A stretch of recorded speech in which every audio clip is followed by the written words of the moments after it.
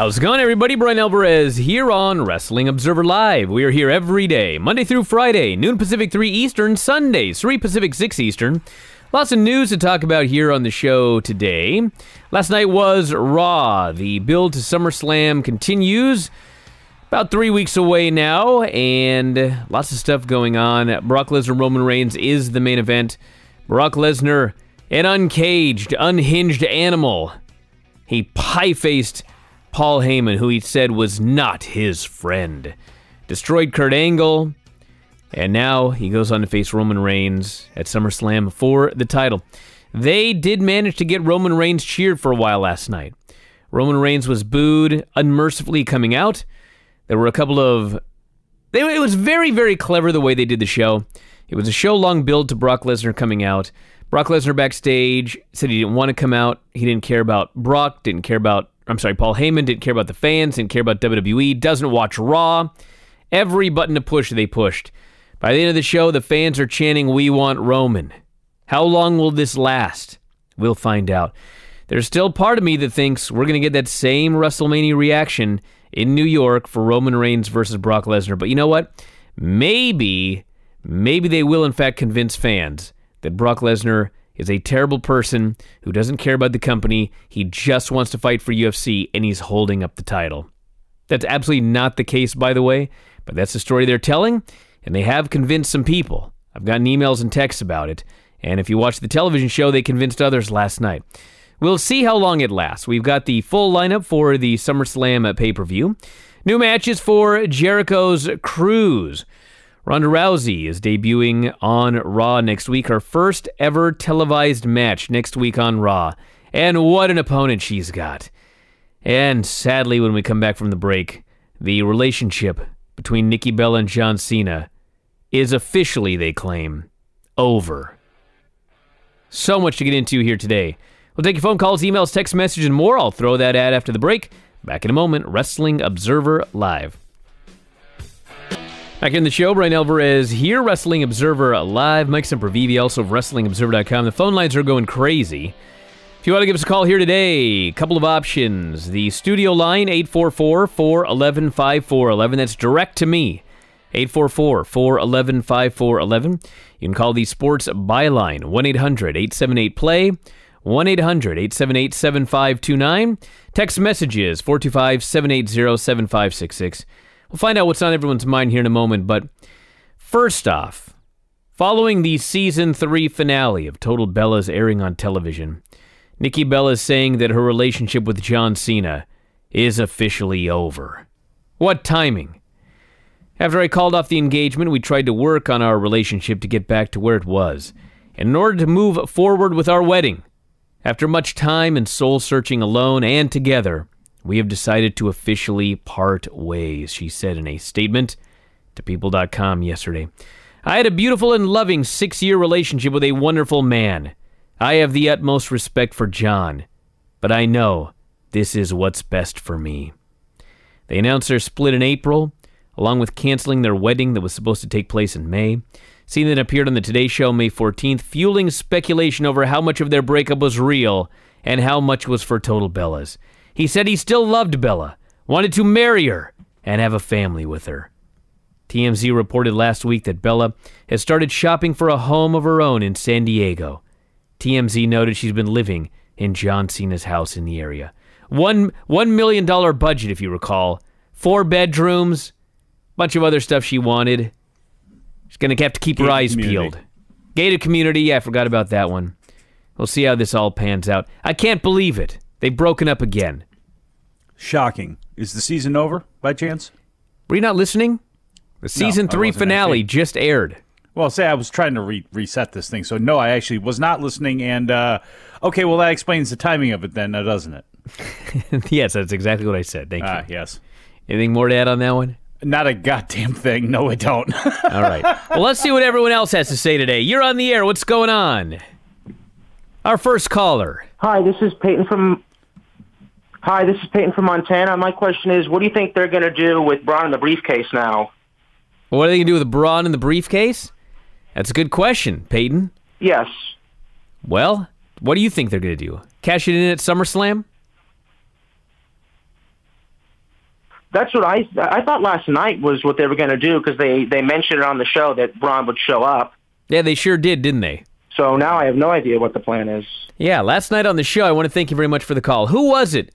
Who was it that made the big prediction, or was talking about how Braun's got a... Was it Tim? Didn't Tim have some bold prediction about how they were going to do something or other to do something regarding the briefcase? Well, it's possible. I mean, the only thing I know is that Braun said he was threatening to show up when Brock did, and Brock showed up, and Braun, no with the briefcase and cashing it in. Yeah, they didn't do anything to explain why Braun wasn't there. They didn't have him arrested. They didn't have Kevin Owens steal the briefcase. In storyline, Braun Strowman said, the next time that Brock Lesnar shows up on Raw, I'm cashing in. Well, what happens? Not only does Brock Lesnar show up on Raw, but Paul Heyman brings up that Braun Strowman could cash in that briefcase. Or maybe it was Kevin Owens, actually, that brought it up. But the point of this is, it never happened. It just didn't happen. They brought it up and then nothing happened. Well, Sunil Singh obviously has really affected Braun Strowman a lot, what took place last night. Obviously, that's what it was, right? Spurs says, how could they not have Braun try to cash in last night? Have Kevin Owens break up the cash-in. Kevin Owens should have stopped Braun from cashing in on every single Raw until SummerSlam. You're right. But Brock's not there next week, so they have one more chance. Maybe that was their idea. Maybe their idea was, let's do it the Raw before SummerSlam. Let's pretend we're going to change everything the go-home show for SummerSlam. Actually, is that the go-home show? Let me look at my calendar right here. I think Brock is back on the go-home show. I don't think this is his last appearance. Where is the go-home show? I have no idea. If it's Greensboro, then I know he's going to be there, because that's what Dave said. Well, I know that he's scheduled for the Raw after SummerSlam, which is kind of interesting. Is that Greensboro? I don't know. But the point of this is, SummerSlam, we have we have 2 Raws left. Nice. So it looks like he will be there the Raw before and after SummerSlam. So you could do that big angle on the final Raw before the show, where Braun goes to cash in, everybody goes nuts, they think he's going to steal the title, they think maybe they'll set up a 3-way, but then Kevin Owens ruins it all. And of course that makes sense, because I'm sure Braun will beat Kevin Owens coming up at SummerSlam. You think? Yeah, I do think that. I think that, Mike. What do you think about Baron Corbin right now? I'm sick of him. A top contender. I'm sick. Listen, Paisley is not doing what Kevin Owens' son is doing and running around the house in a nice you kidding? Silk shirt and vest. So listen, everyone. I liked Baron Corbin as Constable Corbin because I didn't have to see him in the ring a lot. He's a decent talker. He's a charismatic guy. I'm not sure if that's the right word, charismatic, but that's kind of fair. He's got some personality. He's definitely got personality. I thought, fine, Constable Corbin, whatever. They like heel authority figures. It's what they do. All right? At least I don't have to see him in the ring. Last night, he gets in there with Finn Balor. They wrestle. Actually, let me start over again. Baron Corbin beats on him, and he beats on him, and he beats on him. They go to commercial. They come back from commercial. He's got him in a shoulder lock for like a full minute. Like he doesn't even know they're back from commercial. He beats on him. He beats on him. Finn makes a look. He beats on him again, and he beats on him. They go to another commercial. They come back, he's in a shoulder lock again. I'm like, it's just deja vu. He beats on him. He beats on him. He beats on him. Finally, Finn Balor makes a short comeback. He goes up top. He misses the coup de grace. He gets hit with the end of days. Finn Balor is pinned. I was aghast. But what happens after that? Hold on. Let's not even get to that yet. Listen. When I was watching this match, I thought, for sure Finn is winning. Baron has taken 90% of this match, maybe 95. Then he beats the guy. I was like, what? And then, yes, after the match, Baron Corbin beats the hell out of him and leaves him laying. Now, how many times have we watched Raw and somebody has lost a match and the next day on Twitter or wherever, we hear people go, why is so-and-so getting buried? And it's always like, they're not getting buried. They lost. It's no big deal. How many times have we said that? Okay? When this match was over, I thought, why is Finn Balor being buried? What did this guy do? What did this guy do to be beaten for 3 full segments, pinned in the middle, and then beaten up afterwards, and got in virtually no offense in the match? What is this? Dave thinks it's a setup for Roman Reigns. I'll vomit. That's what I have to say about that. I love the fact that, Finn got into the ring. He was announced, got into the ring. Then they go to commercial break. Then they come back, and it's a long segment of Brock and Paul. And then they throw it back to the ring where Finn gets to stand there, and they put the music back on, dim the lights, and he's got that big Finn-eating grin on his face. So, yeah, it was long for him. But as somebody brought up last night, and I think as people have brought up on the show here, what's next, for Roman Reigns or whoever it is that has the title? Who are these next contenders going to be? And outside of Braun in the briefcase, there's not many of them. Obviously, you got your Seth Rollins and people like that, but if it's going to be a quote-unquote good guy champion, who's your big bad guy opponent? And Dave may very well be right after what happened to Finn last night and how they view Baron Corbin. And maybe Baron Corbin's time to have a little run for the title just because that's how things work. Let's go to the phones and see what's on this person's mind. You're on the air. What's up? Hey, Brian, this is Paul in Barbersville, and I hope you have your oven mitts on because I got a hot take. Oh, I can't wait. I have a defense for the BCOG, a.k.a. the Tongans, a.k.a. the firing squads, booking in the G-1. Okay?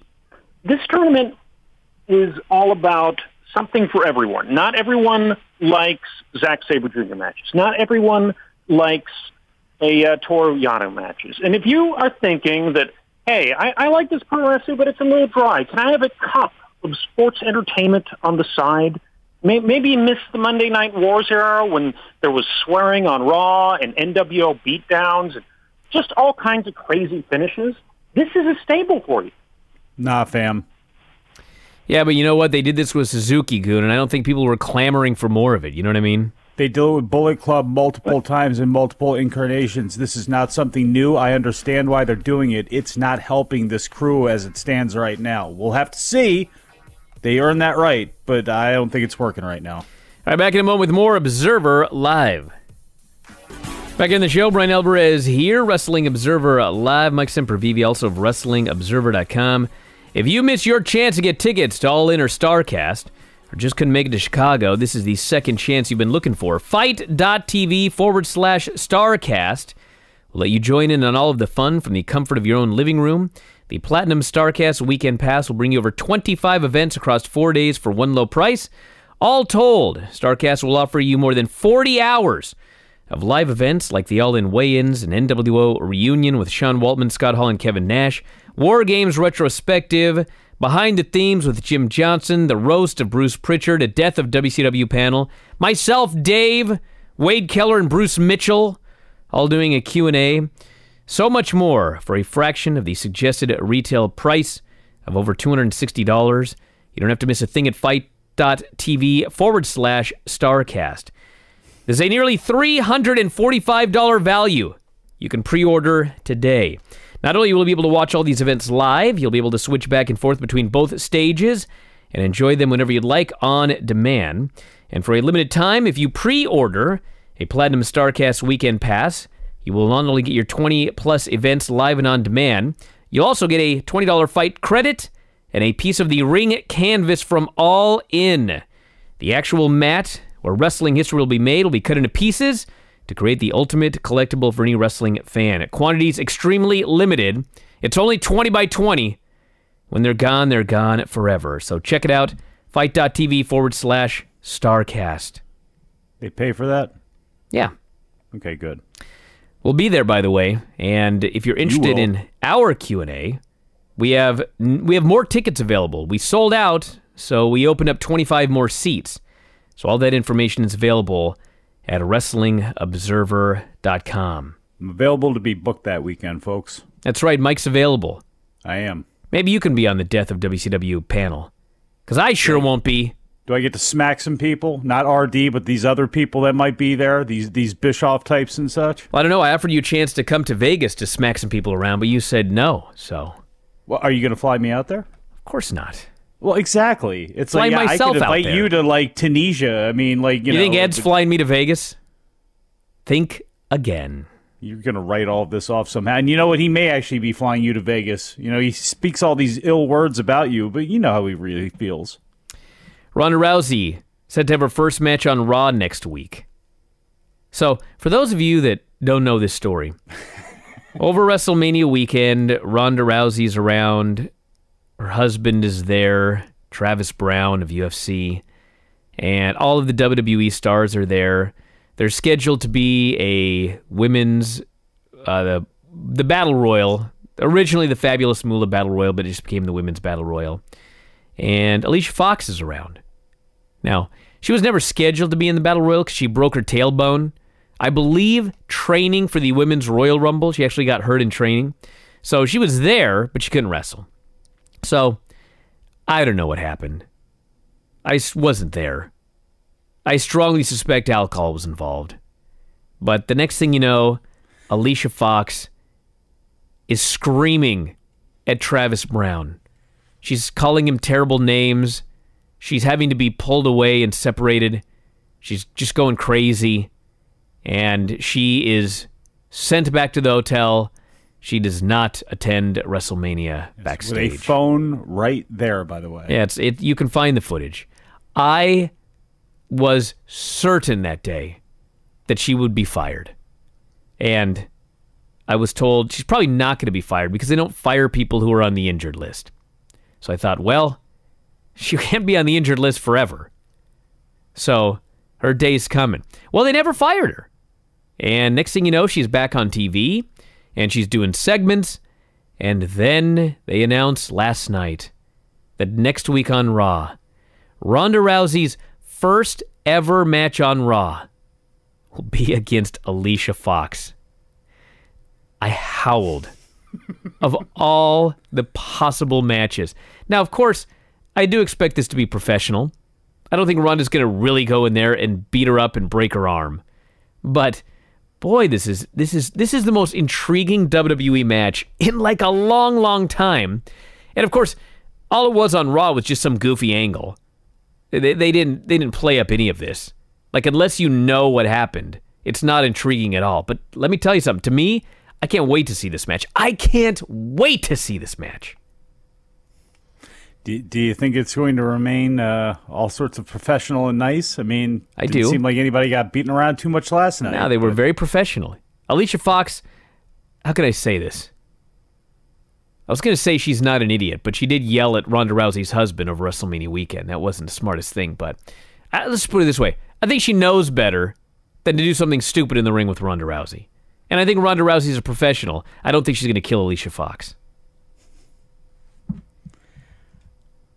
Alicia Fox is still there, which has amazed me after all of this time. I mean, she still looks great. She is Alicia Fox.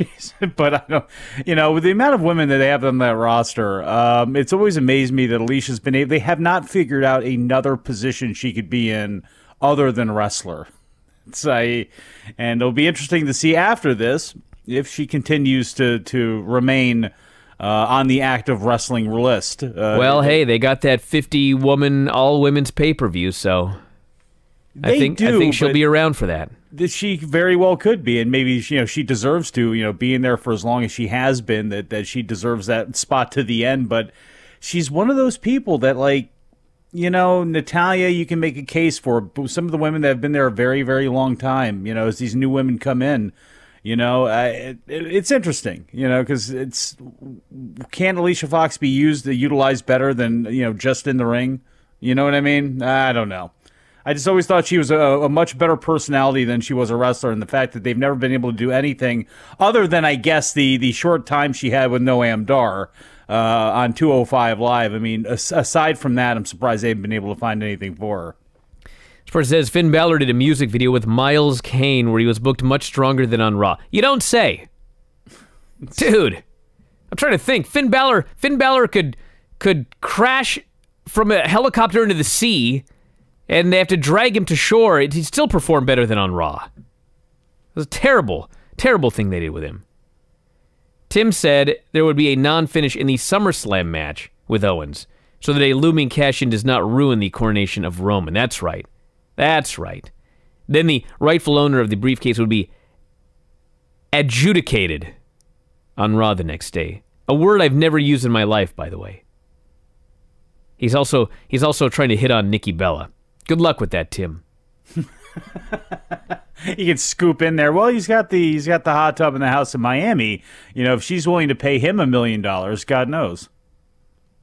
If she's gonna pay $1 million for rent, she can stay here. Okay, let's go to the phones. You're on the air. What's going on? Hey, how's it going? This is Jack from DC. What's happening? Just wanted to comment on my impression of the G1 so far. Honestly, I'm not 100% caught up, but the matches are so good. It seems like the biggest star of the G1 so far has been, and my thing is Sanada. I mean, he's having much better matches than I would expect. And, of course, Naito's tearing it up, and the B-Block is so competitive, but it just feels like Sanada is the big star. They're making references to his, origins and his matches, and he's just, it's really busting his butt. And I don't know, he probably won't win, but he just feels like a big star to me. I don't know if you have any opinion on that. I was watching, I forget which match it was, but Sanada did this match, and it was the show in his hometown. And when it's over, he grabbed the mic. And I was like, Sanada speaks? And he cut a promo, and it was short, but the place went nuts for the guy. And it was like, wow, this guy should talk more. He actually felt like somebody when he talked. Normally, it's just he's a tremendous athlete, and he has good to great matches. But he's a dude. He's a dude with a cool hairdo. And there's something about him speaking that sort of made him feel way more complete. I don't know if I'd say he's the star of the tournament. Ishii is in there, for crying out loud. And Ibushi's in there.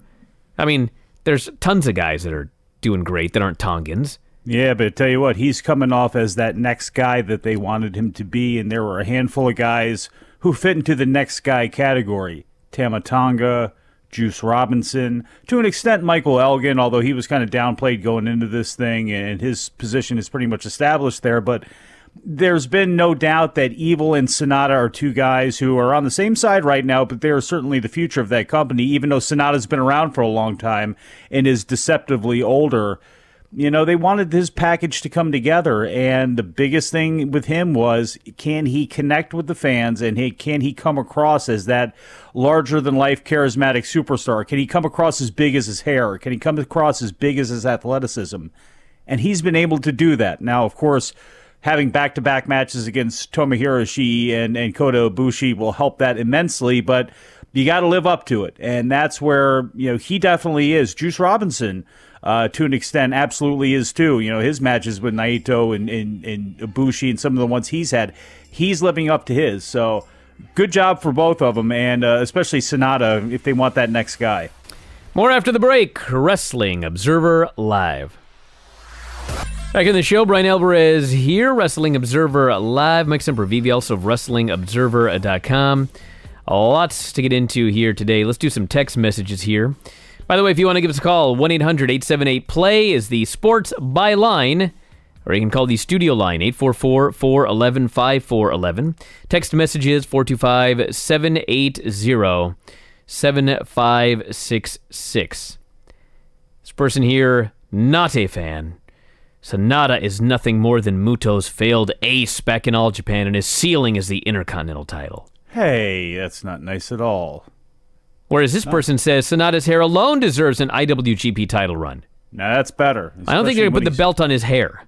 When he comes out wearing one of those Muto masks that I'm sure he got Muto's creator to come up with, those fancy pants masks that he wears. But yeah, that was one of the big failings of Keiji Muto, where his runs as the head of All Japan. There's one thing we know about Muta.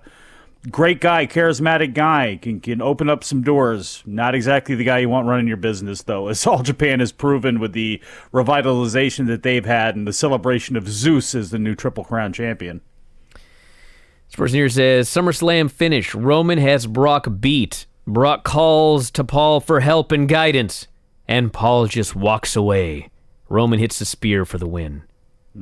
Too weak. I don't know. I'm thinking about this now. Because we all know, it's a brilliant idea now that I think about it. Listen, we all know that everyone's probably going to hate Roman, and they're probably going to hate Brock. So they're going to hate everybody. But if Brock wants help from Paul, and Paul walks out on him in New York, that's going to get a pop. And if you immediately go to the finish, you got the finish while everyone's cheering. Yeah, I guess so. If this is about manipulating, where you get that big pop when Roman Reigns wins the title, I guess you could do that. But, go with what you've been thinking, which is, let's say they get a WrestleMania reaction the entire time. I mean, what are the odds that all of a sudden that one thing turns around the crowd and then Roman wins? I mean, are you really going to get what you want out of that? It's a tough situation no matter how you call it. But to me, if you're going to do something like that, he's calling out for help, and then Paul gets somebody who is not going to help Brock. And maybe that's how Brock rides off into the sunset after that, and then that's it. And then you have an excuse when he comes back that everybody had screwed him over, and now Brock's back for revenge. This person here says, I think the Corbin Balor feud is meant to bring back the Demon for SummerSlam. I've heard that forever, though. I don't know if the Demon's ever coming back. Well, I mean they've had all sorts of opportunities he hasn't been around. I know this is going to sound dumb, because it's a ring entrance or whatever, but why would you not wait on that? I mean, I could see him maybe, struggling to bring it back, but if that was going to be the case, why hasn't Finn dipped into that? I mean, that's such a big deal that they're building around the merch and all that sort of stuff behind it. You're almost better off waiting right now. Wait till Finn hits rock bottom, and then bring it back for the Rumble or bring it back for WrestleMania as you slowly build it back up again. I don't know if you announce it and then a week later it's the Demon's coming back to face Baron Corbin. I don't know about that. This person here says, Brock being the worst Universal Champion of all time doesn't mean much when you had a one-day reign, a guy who was handed the belt, and a 30-day Goldberg reign. I think we can all agree the Goldberg reign was the greatest reign. I think that's safe to say. That was a pretty great reign, actually, yes. This person here says, the thing that kills this whole Kevin Owens-Braun storyline, that Braun doesn't care about wins and losses so he might lose, is that weeks ago Braun waited for the count-out win to chase after Kevin Owens to the porta-potty. There's a lot of problems with this. Well, bigger than just this particular one in a vacuum. It's takes place throughout all of their programming, where wins and losses, just nothing matters until they want it to matter, and then when they want it to matter, it doesn't matter because nothing has mattered this whole time. I want to mention something, by the way. No one's mentioned yet. I shall be the first here. Oh, yeah? What? So, Brock is in the USADA pool. Mm-hmm. Brock can fight in January. Brock's got a fight with Daniel Cormier looming, it appears. Right? Mm-hmm. Yes. Am I wrong about any of this? You're not. Okay. A couple of years ago, there was a WrestleMania match with Brock Lesnar and Dean Ambrose, who, by the way, I think will be back fairly soon and probably will save Seth Rollins from Drew McIntyre and Dolph Ziggler, but that's another story. Anyone remember that match with Brock Lesnar and Dean Ambrose at WrestleMania? It was not so fun. It was atrocious. Brock didn't do anything in that match. He did nothing. The genesis of this storyline. Does anybody remember why Brock did nothing in that match? Man was uninspired, Brian. No, he was getting ready for a UFC fight. So, well, yeah. We're now going into SummerSlam, and Vince has delayed and delayed and delayed and delayed and delayed this. Now he's wanting Brock to go in there a month and a half after getting into the USADA pool, 4 or 5 months before he's going to fight in UFC. So he can wear a shirt. That's not the issue. That's not what I'm talking about. What I'm talking about is he's not going to want to do anything, most likely. Or he's going to want to do very little. Well, I mean, he's not cutting. I mean, I can understand if he was in training. I mean, he's peeing into a cup. And I understand that maybe your mood swings can change somewhat. No, that's not what I'm saying at all. He didn't even pretend to do a match with Dean Ambrose because he didn't want to get hurt when he was getting ready for that last UFC fight. So, you think he's going to want to go in there and, take bumps outside and get speared all over the place and smash through things? No! He's not going to want to do that. Hopefully he's a professional and he does. But, I mean, this very well could be a total nothing happening match. That's what I'm saying. This could be a total nothing match. I dig what you're saying, but we're 6 months away. I don't know. I understand completely where you're coming from, and I could see his logic in that. But then, what's the point of coming back all together? Just have it go Mr. Softy style, where to me you would get out of it a different way. I mean, if that's his mentality, then I'll watch him make this two-rule with why even show up at all, but why not just have him do the banana peel? Braun hits him with a briefcase, it's over, and then he gets the win or something like that. I mean, if it's going to be that bad, my God, I mean, talk about hurting Roman worse, not wanting to do anything. What a mess. All right, let's go to the phones. You're on the air. What is going on? Hey, guys. How are you today? What's going on? Good, Simon. Just 3 quick questions. Number one, I apologize if you guys touched on it. Would you main event next week's Raw with the Ronda Rousey and Alicia Fox? Absolutely. Number 2. Are you kidding me? I thought that. Yeah, I thought the same thing. I thought that would be a really smart idea on their part. And being the fact that they're going to Jacksonville next week, the home of Roman Reigns, kind of build on, his cheering from last night in his own hometown. I think we go 2 for 2 with that. That might not be a bad idea. And the other thing is, too, I wanted to ask you guys about Brock Lesnar. If Lesnar does drop the title to Roman and Ambrose comes back, would you have Ambrose turn on Rollins at SummerSlam and maybe feud with Roman after that? See, I thought of that, but I just think that him with Rollins, I guess to me, I'm so tunnel visioned on what they're going to do with McIntyre and Dolph Ziggler. It just seems to be that would be a great mix of 4 guys and a great way to get Ambrose back. I'm not saying it couldn't happen in the future. I just think you're almost better served that way. If you're going to flip somebody over to the other side, I mean, with how they've treated him, I would see somebody more like a Finn Balor or somebody like that. I would bring Ambrose back. Nobody's going to want to boo Ambrose anyway. So unless you have him just, I don't know how you actually really get him fully booed with the way people like seeing him. So I would just rather go that way and turn somebody else, like a Balor or somebody who doesn't have as much going on. Let's go to the sports byline. Is it Jean or Gene in Austin? Gene, how's it going, guys? What's up, Gene? Good. All right. Well, firstly, I finally got to see the match at Crown Point. You guys kicked a lot of ass. Hopefully, we'll get to see this match again someday. Thank you. I hope so, too. Oh, my. But 2 quick questions. Firstly, what is going on with the tag division on Raw? Like, the deal, the SmackDown deal with Fox, that they didn't even know about that until after the last, brand split or the trade or whatever. Why was SmackDown so front-loaded with tag teams that are relevant and hot, and Raw seemed to have gotten, the job guys? And the second one is about whenever Dean Ambrose, do you see a heel turn early on when he returns or something? Because he was kind of on the cold side the last time he was around, so as far as the solo act. So I just wanted to get your thoughts on that. Well, I want to thank you very much for the call, Gene. First off, as far as Ambrose goes, I mean, I wouldn't do anything right when he comes back, because right when he comes back, he's going to be super over. Yeah. I mean, if he fizzles out after that, yeah, turn the guy. I think he'd be a better heel than a babyface anyway. He's kind of one of those guys. Some people are natural heels, some people are natural babyfaces. And he seems more like a natural heel to me. And as far as what was his other question?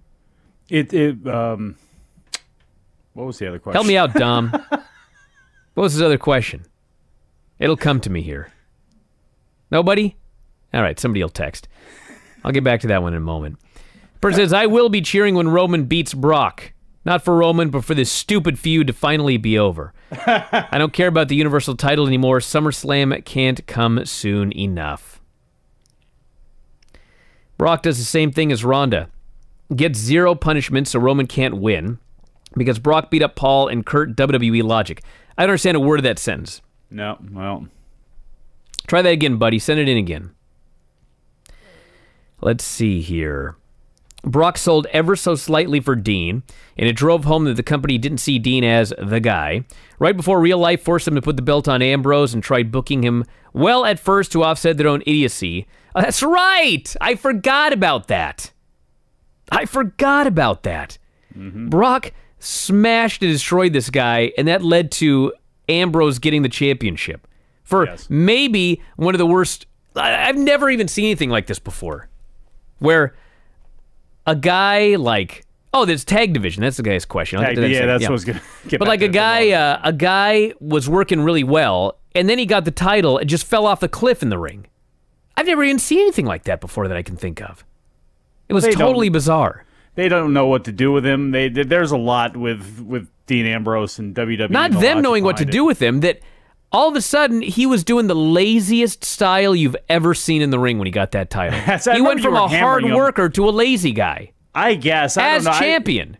I know you. I remember you were on that. I didn't think it was that dramatic, but just quickly getting back to the Raw thing, I think the feeling on SmackDown is different. I don't think those teams are in any better position or more, loaded up than Raw is. I just think the show is a little bit shorter. There are some people there that fans like a little bit more, but it's not like that division with the New Day and the Bludgeons and Sanity coming up and basically being the authors of pain, where they lose and you don't.